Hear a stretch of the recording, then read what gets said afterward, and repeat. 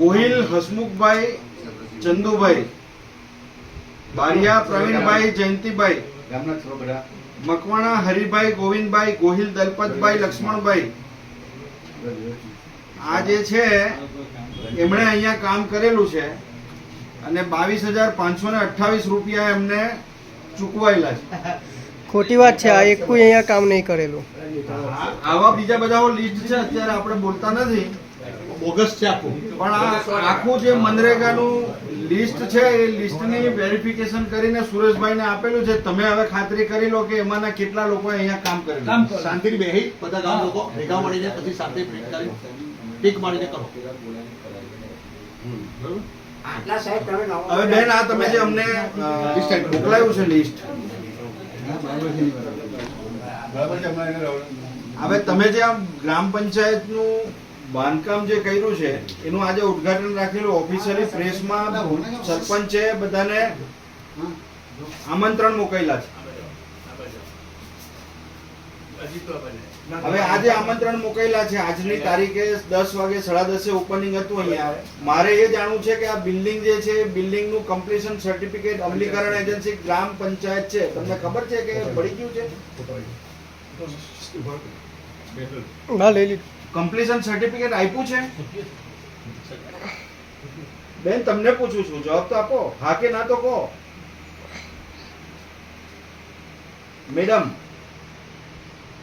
તમે કઈ બોલશો જ નહીં તો અમે જવાબદાર લોકો છીએ, અમે તમને વિનંતી કરીએ છીએ.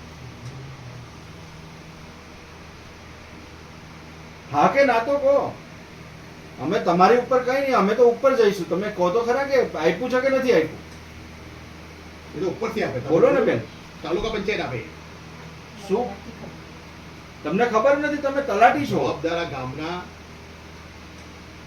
સરકારી અધિકારી તરીકે તમે છો. બીજું બેન, જે લોકોએ અહીંયા કામ કર્યું છે, આ લિસ્ટ છે, એ લિસ્ટ પ્રમાણે એના ફોટોગ્રાફ તમે પોર્ટલ ઉપર અપલોડ કર્યા છે? બેન તમે તલાટી છો, તમે બોલશો જ નહીં તો અમે કોની સાથે વાત કરીશું? અમે તમને એમ કીધું કે તમે સરપંચને બોલાવો, તો તમે સરપંચને પણ નથી બોલાવતા. મેં ફોન કર્યો એ કે હું બાર છું એવું કહી દીધું એમને. તો પછી તમે માહિતી તો આપો. તમે હાના માટે તમે જવાબદાર છો. અમે તમને સરકારી પ્રતિનિધિ રિસ્પેક્ટફુલી પૂછીએ છીએ. અમે ક્યાં તમને બીજી રીતના પૂછીએ છીએ? અમે તમને બિલકુલ રિસ્પેક્ટ થી પૂછીએ છીએ. તમે સભ્યના સચિવ છો, તલાટી કોણ છે? ગામનો સચિવ છો તમે.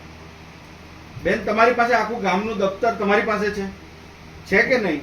તો તમે એમાંથી પણ માહિતી જે જોઈએ છે તે તમે નથી આપતા.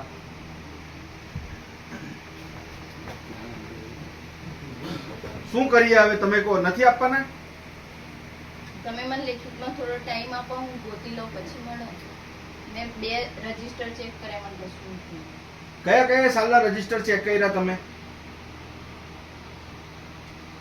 બેન કઈ કઈ સાલના રજીસ્ટર તમે ચેક કર્યા, એમાં નથી મળ્યું? ગ્રામ સભાના ઠરાવ બુકમાં કઈ સાલના તમે રજીસ્ટર ચેક કર્યા, એમાં આ મુદ્દો નથી, આ ઠરાવ નથી થયો મજૂરોનો? બોલો તો ખરા બેન, તમને પૂછું છું બેન, બોલો તો ખરા. કયા વર્ષના તમે ચેક કર્યા? જવાબ તો આપવો પડે. લોકોના ટેક્સના પૈસા બી પગાર આવે છે. આટલું બધું ગામ ઉભેલું છે, જમીન મહેસૂલ ભરવું પડે, ટેક્સ ભરશે પંચાયત. બેન કયા વર્ષના તમે કહો તો ખરા, કે આવા કોઈ ઠરાવ જ નથી થયા?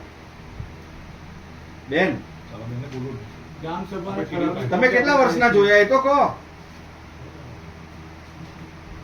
બેન તમે બોલશો જ નહીં, આવું બોલા. તમે અધિકારી છો બેન.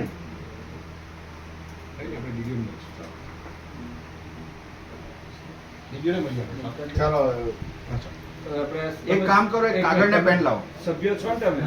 એક કાગળ ને પેન લાવો. આ બેન મીટિંગમાં બે કાગળ આપો. આ બેન ને ઓળખો છો તમે?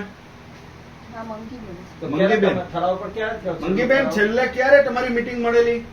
હા? તમે મીટિંગ મળેલી છેલ્લે અહીં ક્યારે આવેલા આ ઓફિસમાં? અહીં આવ્યા જ નથી. હા, પણ ક્યારે છેલ્લે ક્યારે મળેલી મીટિંગ?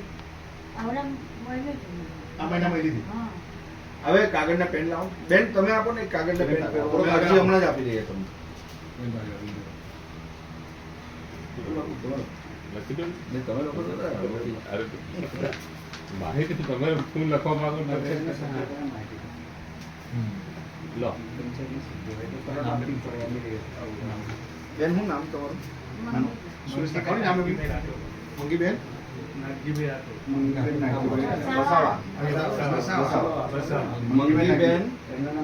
નાગજીભાઈ પંચાયતના નાગજીભાઈ. ઓ ભાઈ સુરેશભાઈ માગી શકો ભાઈ તું બંધ કરી દે.